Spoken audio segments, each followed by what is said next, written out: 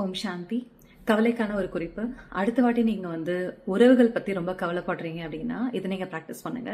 எல்லா உறவுகள் மேலேயும் நான் அன்பா இருக்கணும், அக்கறையா இருக்கணும்.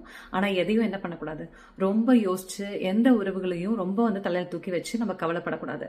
எல்லாமே சரியாயிடும்ன்ற ஒரு பாசிட்டிவ் நோட்லயே எப்பவுமே இருக்கணும். ஏன்னா கவலையை விடணும் அப்படின்னா பாசிட்டிவிட்டி இஸ் வெரி இம்பார்ட்டன்ட். ஏன்னா நம்ம நெகட்டிவா யோசிச்சோம் அப்படின்னா கண்டிப்பா கவலைப்பட்டுட்டே தான் இருப்போம். ஏன்னா அது 1008 விஷயம் இருக்கு நம்ம கவலைப்படுறதுக்கு. ஆனா எல்லா விஷயங்களும் நம்ம என்ன பண்ணணும், லைட்டா எடுத்துக்கணும், லேசா எடுத்துக்கணும். ரொம்ப மற்றவங்க மேல நம்ம முக்கியத்துவம் கொடுக்கக்கூடாது. இவங்க அப்படி பேசினாங்க, அப்படி செஞ்சாங்க.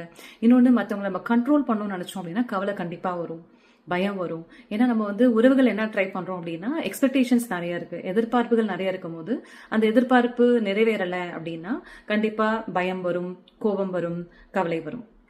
ஸோ கவலையை விட்டோம் அப்படின்னா முக்கியமாக உறவுகளில் எக்ஸ்பெக்டேஷன்ஸை குறைச்சிக்கோங்க.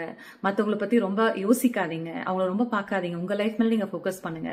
மூணாவது, உங்களுடைய கம்பேரிசன் பண்ணாதீங்க. அவங்க எப்படி இருக்காங்க, இவங்க எப்படி இருக்காங்க, இதெல்லாம் பார்க்காதீங்க. ஸோ இதெல்லாம் நீங்கள் குறைச்சிங்கனாவே உங்களுக்கு கவலை தானாகவே குறைஞ்சிரும். ஸோ இதை நம்ம ட்ரை பண்ணலாம். ஓம் சாந்தி.